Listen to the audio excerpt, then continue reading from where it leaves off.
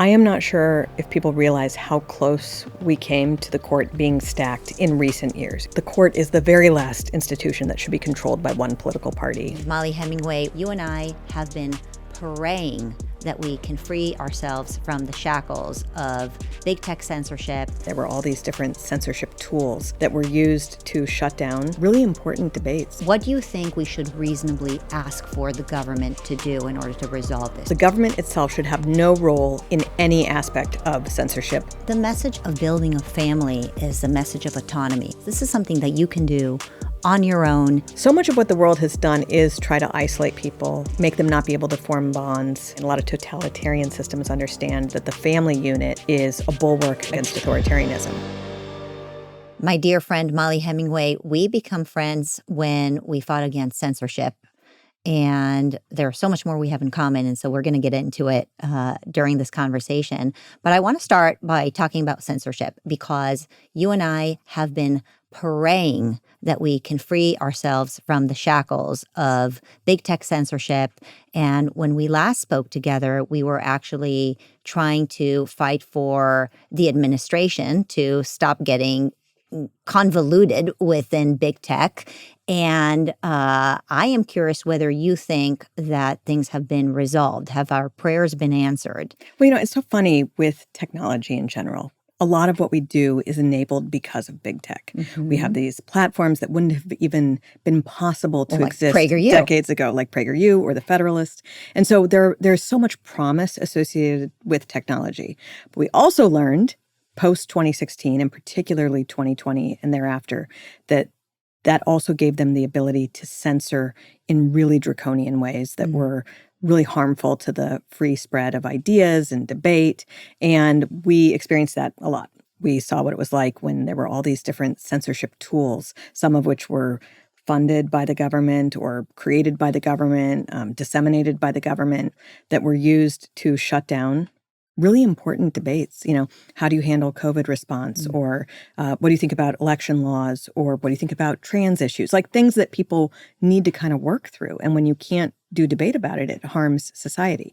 So it's not as bad as it was in, I'd say, like that 2020 and a few years after that era. But by no means are we out of the woods yet. And I also worry, like right now you have an administration that seems to care much more about freedom of speech and debate in the ways that affect us. But what happens when they're out of power?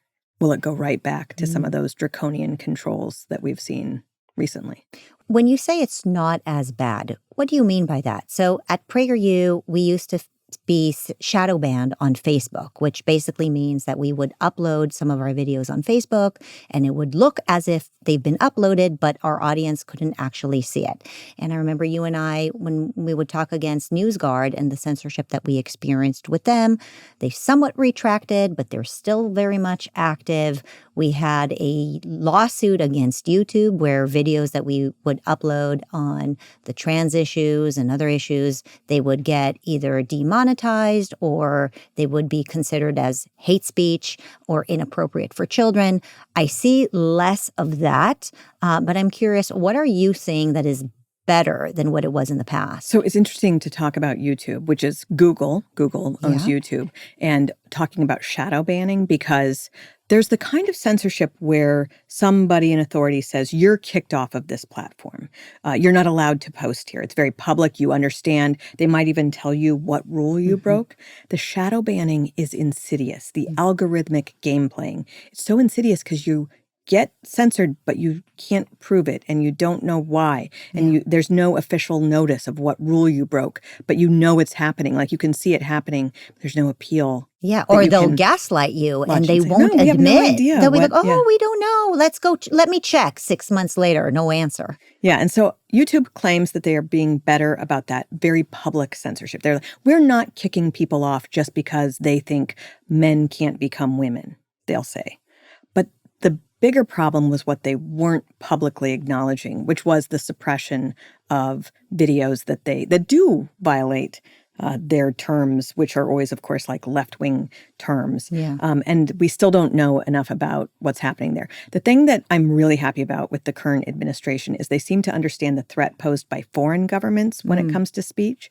So a lot of these big tech platforms, they might understand that in America we have freedom of speech, but they also want to operate in other countries where there is no freedom of speech. And then they build their technology to cater to those places that don't have strong First Amendment protections of what we can talk about. Like the UK.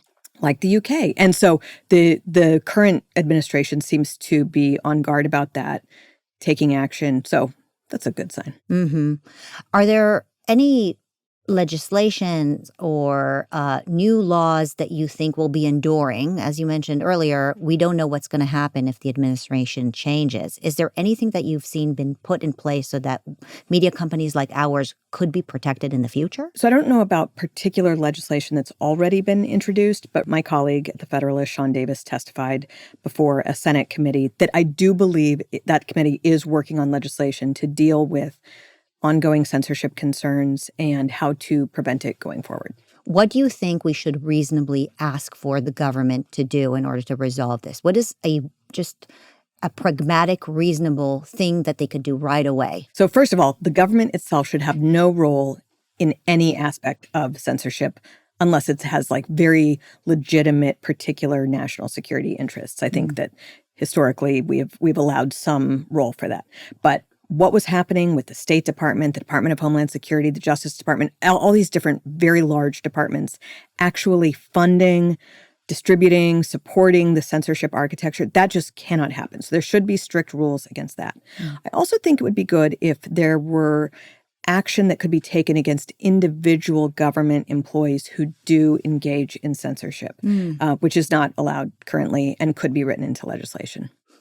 Do you know of examples of specific people in the past who were engaged in doing so? I'm really speaking more of just theoretically. Okay. Yes, but the bigger issue is that you want to make it so that nobody has an incentive to participate in censorship and that, in fact, they have an incentive not to participate in it. Another thing I think that would be good would be to have financial restoration to people who suffered from government-enabled censorship. And who should pay for that? The tech companies or us, we the people? When the government was doing it, the government should pay for it. And yes, that's taxpayer funded, but it again makes it more difficult to have it happen in the future. And as for the tech companies, absolutely. They tried to destroy businesses. They tried to destroy careers.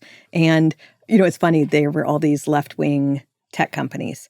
And during the heyday of the censorship, they were helping out their allies, you know, in the Democrat Party by suppressing speech and debate. They were giving massive amounts of money to left-wing causes.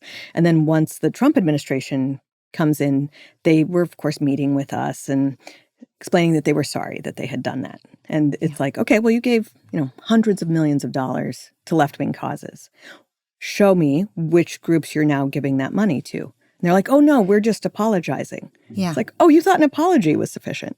So Well, I mean, it would be good to have some restoration. Well, of what that's they did. exactly what I was going to bring up with you. This idea that suddenly Mark Zuckerberg is like the friend of MAGA and he apologizes. He admits that he was in fact engaging in censorship. And of course, he's blaming whoever pressured them to do so. But is there remorse? Is there a show of remorse? Are we feeling that, okay, well, they get to just say sorry and then we all move on with our lives? Yeah, I mean, there was the role that he played in controlling elections, not just through his own censorship and putting his massive thumb on the scale on behalf of his political allies, but also through actual election interference, which he did also in the 2020 election. Just like really major stuff that he was engaged in. And he might have had some reformation. I actually also think that of all the big tech guys, he was the most reluctant to start some of the censorship. At the end of the day, he still did it. Yeah. Well, whose job is it to actually go after them and say, you know, you got to show that you actually have remorse. Apology is not enough. You're an adult. You think about this with the left when they are able to get corporations to be really important parts of their coalition for social change. So take, for example, the BLM riots where, They start rioting, they have their perspective on not just defunding the police, but all sorts of other issues that were associated with BLM. Like, if you went to the BLM website on the day the riots broke out, they were pro-Palestinian, they were pro-trans, they were anti the nuclear family. They had all these... The whole intersectionality game. Yes. And Victim so bingo. they cause billions of dollars in riots, and they get corporations to transfer $100 billion in wealth to left-wing causes. So when you're living in America at this time, you're like, I feel like everything's crazy. I know people don't actually support some of these radical viewpoints, like the trans radicalism, but it's happening anyway. And it happens because there are these really savvy operators on the left who can figure out how to take the weight and power of corporations to help fund movements that aren't really that popular and help make them popular. On the right, it's anathema to people on the right to do something like that. They also lack some of the creativity to think about how to become more powerful with some of their causes. And they haven't even really asked corporations to make right all the wrongs that they engaged in over the last decade. So there should be more pressure applied. Well, I think a lot of these folks with their nefarious agenda know that they can always get away with it. I mean, in fact, they're getting away with it just as we speak right now. We're like, okay, well, they said they're sorry, so let's move on. We don't want to be upset. We don't want to constantly be vindictive. And so we are always told that we should be attacked and then turn the other cheek and do nothing. And the thing is, I actually do kind of agree with that. As a Christian, you should turn the other cheek when you're attacked. But you also need to protect the people who you are charged with protecting. And so when they're attacking an entire movement and you're a representative of that movement and you say, I'm just going to let it go, what you're really saying is all these people who counted on me to advocate for them, I'm going to let them not get justice. And that's not a good thing. So balancing all of that is important. And I think the right is actually getting better at thinking through some of these things and understanding that the leaders of the right are getting better at understanding people are counting on them to actually help make things better. Well, I think as individuals, we can give it to God. But I think that our leaders are expected to step up and step in. And I'm curious, what do you think about Section 230 of the CDA? And so this law that essentially passed in the 90s when the internet just got started gave full immunity to tech companies. Understandably, they didn't want to have liability if things get, put on their platform. They can't watch every single thing. They can't be liable for every single thing that gets placed on their platform. With that said, they use that law to protect themselves against claims that they are censoring. And so they get to censor things. And if they censor things, they're not liable, but they also get to not censor things. And if they don't censor things, they're also not liable. And these are one of those situations where these corporations get to take immunity from the government and basically eat the cake and have it too. And I think, I understand the wisdom behind some of the legislation or what people were thinking when they put this into place. At the very least, there should be a revisiting of this legislation with an understanding that as they revisit, that the people who draft the legislation and who are working on the regulations have an ability to help make things better for the people who are victimized by some of this immunity that is given to these corporations. Yeah, I'm certainly not looking for more government. I think the bigger the government, the bigger the problem. But the problem we have is the government is giving them immunity. And the immunity that has been given to them has been written in the 90s. Think about how much technology has changed. Even AI wasn't even a thing in the 90s. This is another thing I think people should really think about, revisiting our understanding of some of these big tech companies. Are they corporations like any other, publishers like any other, or are they more like public utilities? And would that give us a different framework for how to regulate and approach them? Have you guys done any work on that front? I mean, have you testified on or consulted? We've testified in Congress a few times about the effects of censorship on us. We usually aren't giving advice on what should happen legislatively, which is outside our journalistic purview. But we do like to inform members of Congress about just how bad censorship has been, how much it has hurt Americans I mean, there's real harm caused by that. So the other area of focus, which really ties into censorship, is what you wrote your book about rigged. And, at a first glance, when I grabbed the book, I think so much of what you have written about is still so relevant today. With that said, okay, the 2020 elections happened already. How relevant is your book Rigged to what we are living through right now? So it's funny. I did write that book after the 2020 election. And the 2020 election was the thing that got me interested in the topic of election administration. But even this book is really about like the history of elections, how they've evolved, what are the issues in play, how have different states moved things election-wise. By the way, California is particularly at the vanguard of loose election administration and has been for decades. But understanding that the way we run elections has everything to do with whether people have confidence in elections. And it's an ongoing issue. So if you remember the 2000 election, which was a complete mess and came down to 2 counties in Florida that were engaged in some shenanigans with how they were doing a recount. Florida was a mess with how it handled elections. And it was the laughing stock of the entire country. And so they set about first, like under Governor Jeb Bush and continuing to this point under Governor DeSantis. But with every governor, really, every year they slightly improve their election administration. And so now they're in a situation where they know what the results are of their election within an hour. There are very few challenges to how they're administering the election. People have confidence in how how they're running their elections. And so it's not something where what you think about election administration is based on who won an election. It's a thing that you need to be focused on year after year. And that is one of the worst things I think about what happened after the 2024 election. For the first time after 2020, you had people on the right actually thinking about how we administer our elections and how to make them have integrity. You get the feeling that because 2024 went more in the direction that they would like, they were like, oh, I guess we solved the problem. Yeah. By no means are the problems solved. And they never will be, because you have to be on top of this year after year after year. What specifically happened in Florida that you think made things better?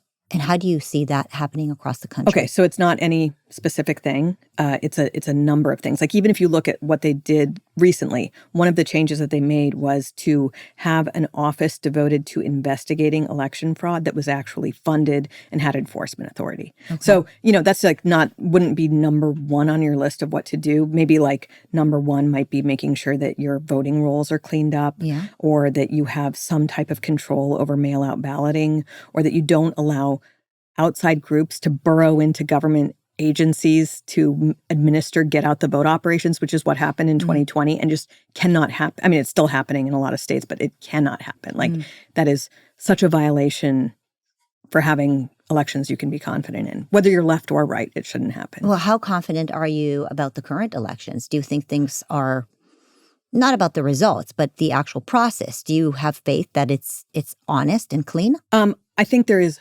much room for improvement in how we administer elections, including we just kind of gave away the privacy of voting. Like we worked really hard to get to a place where people could vote in private, where they wouldn't be bullied by their union boss or their husband, or, you could vote in quiet with nobody knowing how you voted. And then we just changed it to having millions, tens of millions of mail-out ballots that anybody can pressure you on, or that just don't have like a lot of good oversight. You hope everybody would behave ethically in a mail-out, mail-in ballot situation. But there's so much room for improper activity. And it's very hard to detect that improper activity. So I'm still worried about it. And given how much you studied it, I'm curious if you studied around the world election processes in other countries. Is there a place where you would say, wow, they have the technology, they have the honesty, they're getting it right. Let's bring that in here? I really focused on America in this study of this book, but I did find in researching this, one thing that I thought was interesting was France had mail-in ballots like in the 70s, and then they stopped it because it created so many opportunities for fraud. Even after the 2000 election, which was so contentious, there was a bipartisan study commissioned where the leaders said, well, of course, mail-in balloting is something where there's more opportunity for shenanigans. So Yeah. we shouldn't like have too much of that. Wow, that's amazing. So But in now France, it's very political. In France, they used to have it and then they took it away. I always think that once you give people something, you can't ever take it away. I mean, certainly in America, it's very, very difficult once, you can vote from your couch or vote for your dead grandma. Like, it's very difficult to take that away. Right. I will say, people love the convenience of mail-in balloting. And I understand that it is a very convenient thing. But there's something about how it changes what's happening in an election in a way that is, in my view, not healthy. So think about, again, we used to have elections in this country. There would be campaigns. It was all about getting people excited enough to vote on election day. And yes, if you were truly like sick or out of the country or something, you could have an absentee ballot, but we all went to the polls on one day, and that night we knew who won. And it was very healthy. You could be sad and cry for a night, but then you have to accept it and move on. Well, now we have this election season. You start voting in some cases months before election day. You might not find out the results for months after the election day. It's not healthy. Like, you need to be able to just lick your wounds and move on and accept defeat. And most recently we saw it where the right was very frustrated with how the election was administered. But it happens on the left too. And so it's not good for anyone. I think everybody is frustrated. And you want to have confidence. What's amazing is that we have worked so hard to be able to vote. Women, people of color, right? We marched, we protested, we wanted our civil rights. And now we have it. And people are either not voting or they can't find enough time to get off, take a day to go and vote. It's pretty remarkable to me. Where is it that important to you that it's not that important to you? I don't know. I mean, I actually think not voting is a right people have too. I think it's the Wisconsin Constitution says people have the right to vote or not vote. Yeah. But not voting is voting in some ways. In a way, yes. One of the things that I think is so disturbing about how we've moved into this massive, flood the zone with tens of millions of mail-out ballots is you're getting ballots in, but you're not really sure how much that represents. I mean, we talk about the potential for fraud, but that's very difficult to determine. More than that, though, there's something about, people maybe have a ballot associated with their name that's getting into a ballot box that they might not know everything about. There's a level of knowledge that should come with voting and interest in what's happening. Yeah. And we have now moved from trying to convince people into just trying to get ballots into boxes. Just get the ballots. And they're like, people saying, okay, fill it out this way and we'll get it in. And vote based on your side versus based on the issues of understanding what you're voting for. Which might not be the healthiest thing. Yeah, absolutely. Okay, let's talk about some fun stuff. So the funnest thing I can talk about is dating. All jokes aside, I actually think it's a very serious problem. I think dating is a very serious problem. And it ties to some of the stuff that you and I love to chat about and the things that really matter. People talk about the disaffected boys, both on the left and on the right. We talk about women and how many of them are single and want to start a family, young women that you know and I know that are in their late 20s and 30s and are not dating. And we just talk about how shocking that is. And so I want to address this because I think it's a massive societal problem. And maybe we can start by talking about the disaffected boys. And even the term of the disaffected boys worries me because I think that as labeling them as disaffected allows them to identify as disaffected. And I understand why they're angry. I've been speaking for them for years now, whether it was the attack of Title IX on the colleges on them, the silliness of saying that toxic masculinity is a problem and telling them to shut up and let everybody else speak first. I think that boys and men have been attacked. With that said, I think they need to hear a message of hope and not a constant message of a despair soup, because if they identify as victims, then we are no better than what BLM is doing in sending the message that our boys are victims. Right. And I will totally agree. Many bad things have been done to men, and the way we talk about men has been so bad. Don't rest in that, because you can have a really wonderful life if you don't let that be the end of the story. And it's one of the reasons why I love to focus on dating, and dating particularly toward marriage, because marriage is a wonderful way to escape all of this that has been put on people. Marriage is a way to be very happy. Studies show that people who are married are much more content. They're much happier. Men who are married make much more money, or, significantly more money than men who are not. Having a helpmeet to just be like a partner in life to help you as you battle through the world. Like, it's just a wonderful thing. And it just keeps you from being depressed and lonely. So much of what the world has done is try to isolate people, make them not be able to form bonds. They understand that a lot of people understand, a lot of totalitarian systems understand that the family unit is a bulwark against totalitarianism, against authoritarianism. And so trying to break that down is really important to control people. Well, don't let them do it, Yeah. Form your own family, get married. What did Charlie Kirk always say? Like, get married, have a ton of kids. Yeah. These are good. This is good advice. Well, I'm so glad you're bringing up Charlie Kirk, because I think Charlie Kirk last year realized that even though much of his work was in politics, he started shifting heavily into the work of religious revival in order to bring more meaning into young men like him, and towards telling everybody to get married and have children and really stand in the sunlight and bring happiness into their lives by solving their problems internally, rather than just constantly pointing at and blaming conspiracy and anger and all of that. And it is a horrendous thing for me and for probably people like you to lose a dear friend. It is even more a horrendous thing that we have lost a person who has been, I would say, a dam in our Against a in our lot of movement, insanity, against a lot of yes. things. And with Charlie's removal, it's like the dam has been removed and sewage is pouring into a swimming pool that obviously is problematic and incredibly sad. But how do we do this? Look, you and I, we're older ladies. We have young children. I don't think that you or I can lecture to young men that they should go get married and they'll make more money. But I think a lot of people that are listening are parents like us. How do we speak to our children and to our nieces and nephews and give them a message of resolve rather than a message of despair or victimhood?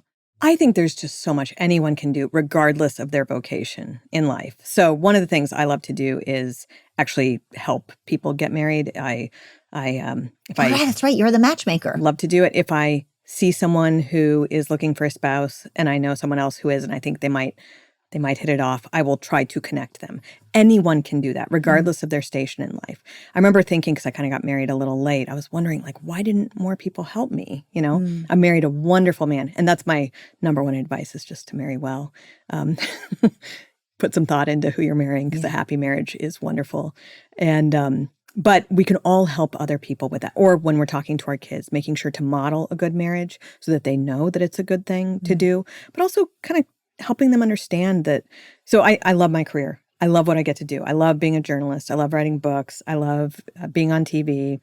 I really genuinely love it. And still, I would say that 99% of my happiness comes from my family. And I love my career. There are a lot of people who don't love their careers, but it's not like the worst thing in the world, because they have this really fulfilling life outside of it too. But just helping people be intentional about it. Like, I think about how much we talk to our kids about, oh, you need to go to this school and you need to think about what you're studying. Again, what could be more important than thinking about what type of spouse you want to have and how to get that spouse, and putting some intention behind it so that you are in the right place. And just even understanding, like, I think as women, we should be probably more talking to women than men. Yeah. Like, that's our sphere.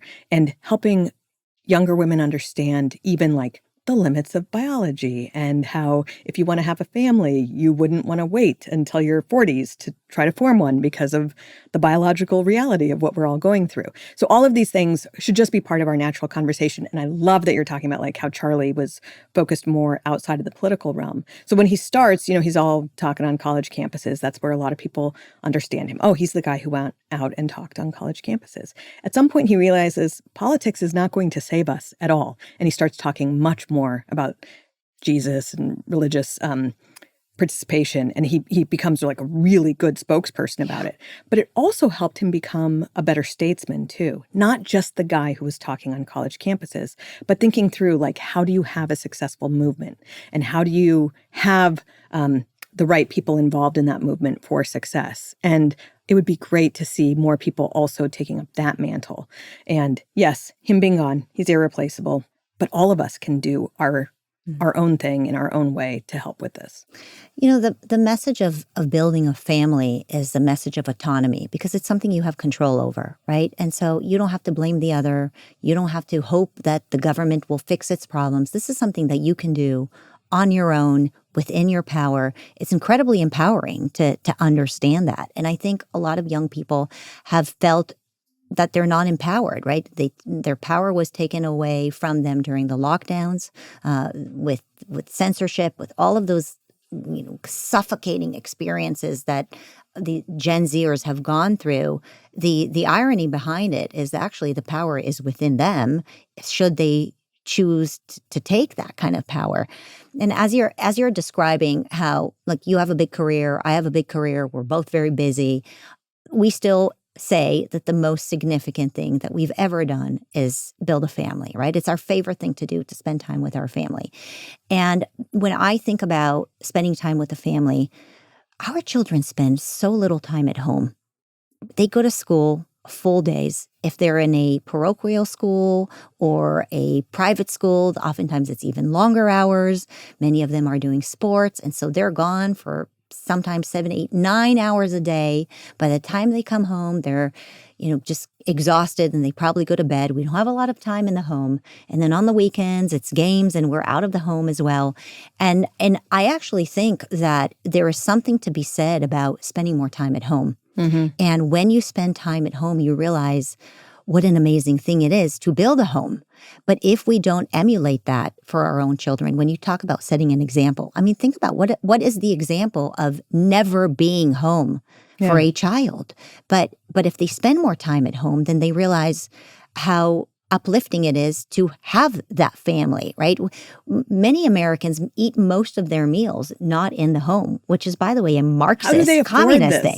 I mean, it's not affordable, but it also takes you away from the home. This is why I love the Sabbath so much. Not necessarily because you have to believe that it's the word of God. Maybe you can believe that it's just a gift from God or from the Torah. But the gift of the Sabbath basically says just stop being outside of the home for a minute, one day a week. Just spend time with your family so that your children will learn to see the value of the home.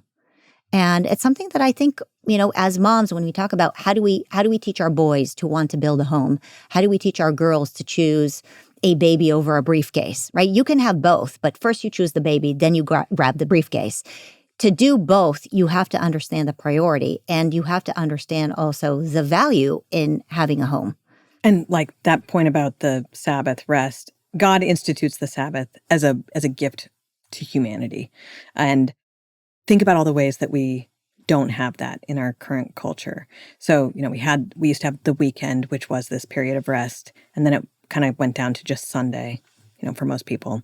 Yeah. And now even Sunday, it's like you said, youth sports and activities, and it's for our benefit that we have a time to just relax, rest, compose our thoughts, be together. And I think, that's definitely something more people should think about. Imposing it on themselves as a way to benefit from it. What advice do you give to young women about the issue of dating? Okay, so I just am a little sad that people aren't dating nearly so much. And I definitely understand how difficult it is. My husband always jokes that he feels like we were on the last chopper out of Nam because we met in real life, we dated in real life. It was kind of easy.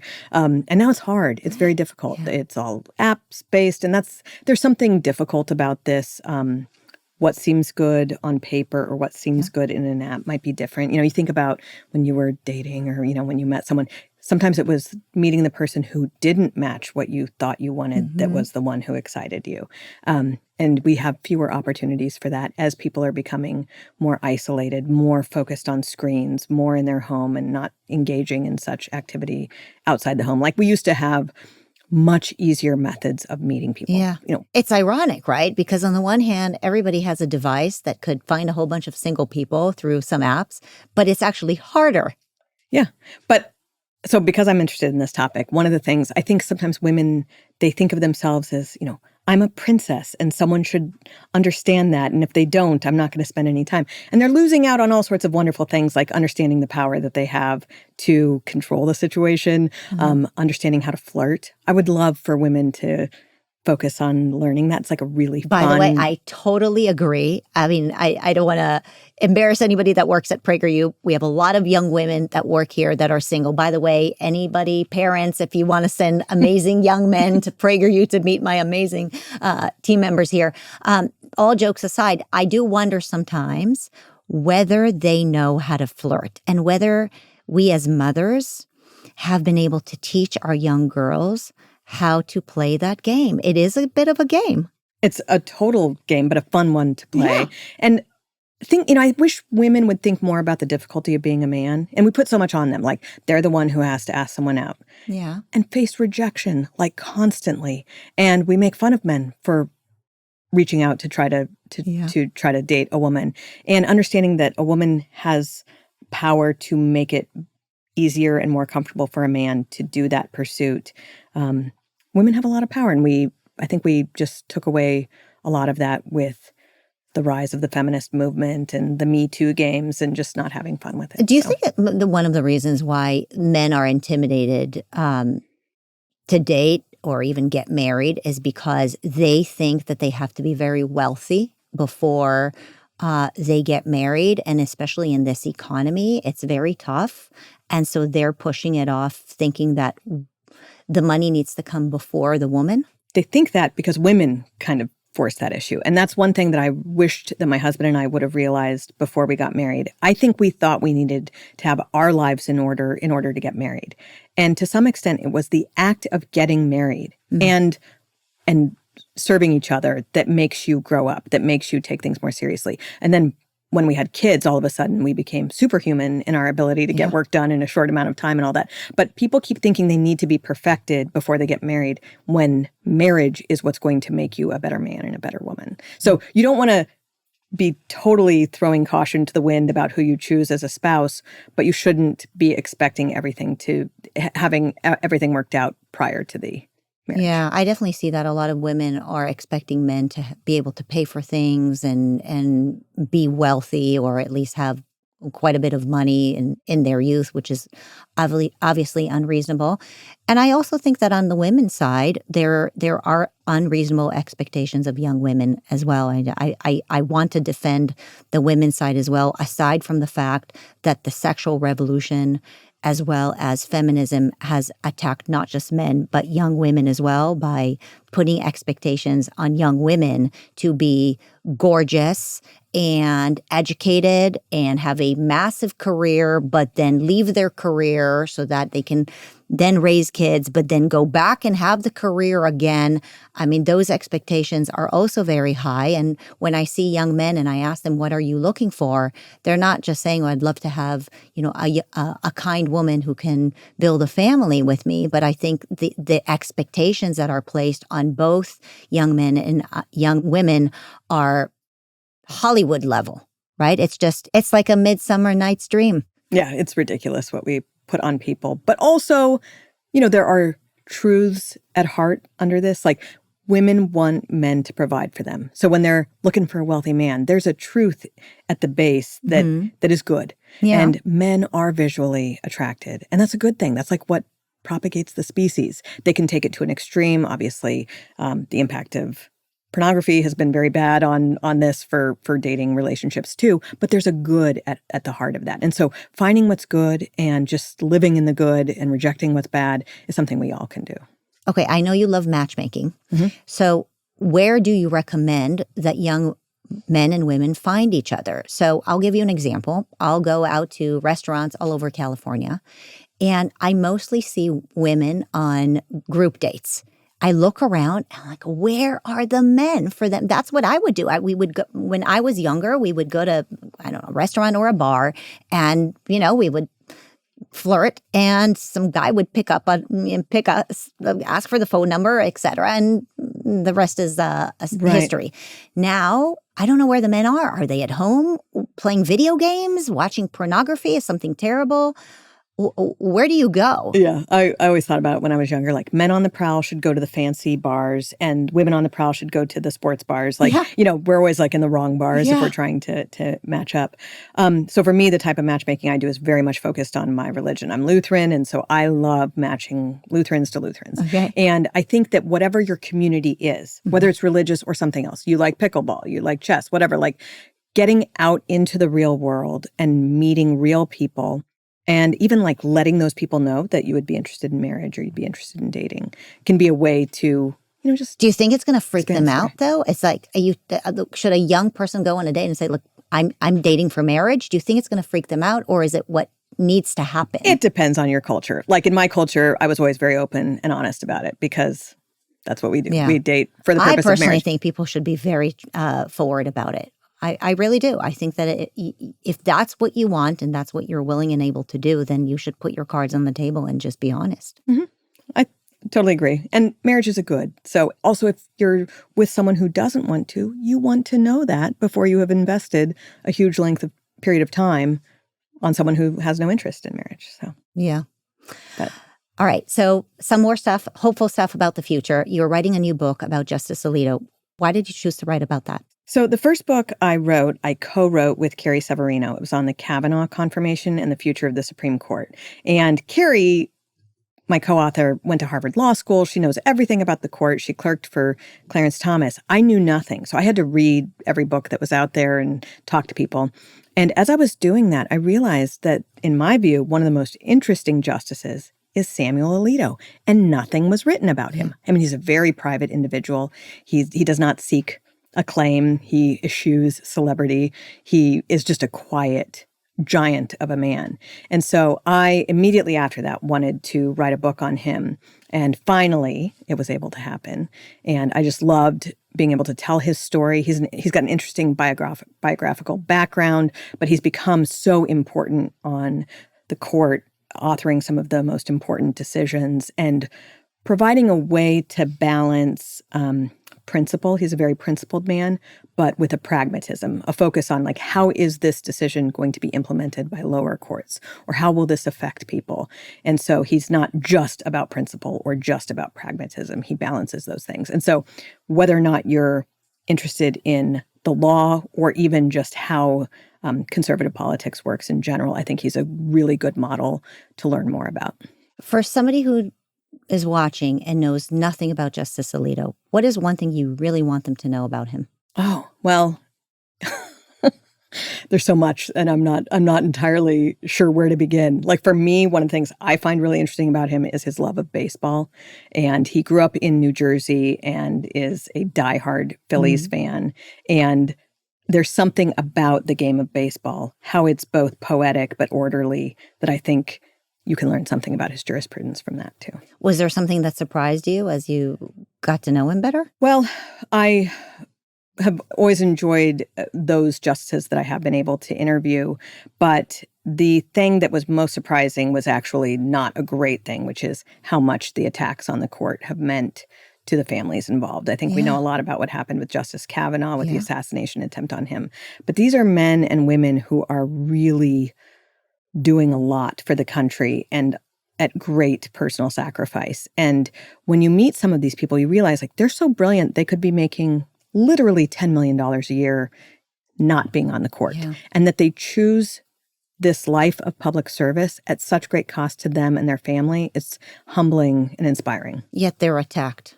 Well, yeah, it's a very bad thing. And we should do more to protect our federal judiciary. I don't know if you know this, but I regularly read the NEA's agenda. This is one of the largest teachers' unions in America, the National Educators Association. And on their agenda from 2022, one of the things that they were focused on was on lobbying to stack the courts. And this has been seeping into our education bloodstream because that's what young kids are being taught. And so what do you think the future of the Supreme Court looks like with this type of brainwashing in our schools? I am not sure if people realize how close we came to the court being stacked in recent years. It was a major effort of the left. There's this left-wing supposed journalism organization called ProPublica. And it was maybe in 2023, they got like $52 million, and they spent almost all of it on attacking the court, specifically attacking Justice Thomas and Justice Alito, but for the purpose of getting reforms to the court. That's what they wanted. And when they say reform, what they really mean is stacking. There was a previous effort to stack the court under FDR, all because he didn't like the way that they were ruling on things. That's all that's happening now. The Supreme Court is the one institution that the left hasn't like completely hollowed out and controlled, and they want to control it. But the court is the very last institution that should be controlled by one political party or another. And it is definitely a bulwark right now. You'd want more than just the Supreme Court protecting our Constitution, but we do have that right now, and it's a good thing. For those who don't know what stacking the court means and why the left is trying to do it, will you explain it? And I'd like people to realize how unique we are as Americans, that we have the Supreme Court, unlike a place like Brazil, where the Supreme Court is so powerful. Right. We have a beautiful system with our Supreme Court. There isn't a set number in the Constitution for how many justices we should have. But for a very long time now, we've had it down to, or had it at 9 justices. FDR, as I mentioned, he wanted to stack the court. Why? He wanted to increase the number of justices so that the number of justices that he had appointed to the court outnumbered the justices who are ruling against him. So that's all that stacking means. It's not just about changing the number of the court, because you could ostensibly have a good reason for changing the number, although most people who care about the integrity of the court do not see a good faith effort here. But it's about increasing the number so that you can achieve a particular outcome. And, Joe Biden, Kamala Harris, they were all pretty clear about flirting with this idea because they didn't like the way that the court had moved away from what it was in the 70s, the 80s, even until quite recently, where they were operating almost like as a legislature of 9 people instead of as a court determining what does the Constitution say, what does the law say. And so they want to return to that era when the court was used to accomplish policy changes that were unable to be accomplished through the ballot box or voting booth. But I think a lot of Americans should understand the beauty in having one institution, one branch of government that is not so subject to political influence. Well, I think what's so significant, and this is why I mentioned that the NEA's agenda, the teachers' union's agenda to stack the court came in when Biden was around. They're not looking to stack the courts now when Donald Trump is there, right? And so the stacking of the courts seems to be an idea that the left has during particular administrations. Marissa, they couldn't stop talking about it during the Biden administration. And then the disappeared. moment. So it's almost like that was. Wait, which one is it? Do you want to stack the courts or do you not want to stack the courts? I sometimes see Republicans make jokes like, did you want to go through that now? You want to do it now? No, that's okay. Yeah. What else is on your mind? Final thoughts. Well, I love being here and having this conversation. I've been thinking so much with the assassination of Charlie Kirk about the importance of being in conversation, and hope that people really take up his banner and go forward. But also to revisit what we were talking about, the importance of family, the importance of spheres outside of politics, and having a full life that way. So I just want to encourage everybody in developing that themselves. 2025 was a year of hardship and miracles. And it's very easy to focus on all the hard things. I mean, for me, with Dennis being in the hospital, Charlie being murdered, Jordan Peterson not feeling well, we've had so many negative things. But I choose to stand in the sunlight and pay attention to the positive things, whether it's to laugh or dance or enjoy music or friends, which I believe are a gift from God. I think that keeping the eye on the miracles makes us feel that the armor of God is around us. To me, happiness is the armor of God. And so despite all the hard things, I think that the most important message that we can send to young people is you make a choice. Happiness is a choice. And happiness is attractive too. And so I hope that as conservatives, the message of happiness and sunlight and marriage and autonomy remains a focus of ours rather than despair and conspiracy and darkness. That's what we stand for as conservatives. We have so much to be thankful for, and we have such a wonderful life. And even as we work to improve things, we should not forget just how many gifts we have from God. We are so lucky. I mean, the amount of things that have happened this past year that are positive, the things that the administration has been able to accomplish, and just the religious revival around the world. I mean, the amount of kids that are seeing now going to church, and hopefully they'll be meeting their matches there. And so my final message is, I love that about you. You're always giggling. Do not despair. Enjoy life. Go set somebody up with somebody. Yeah, power on. Thanks so much. Thanks, Mollie.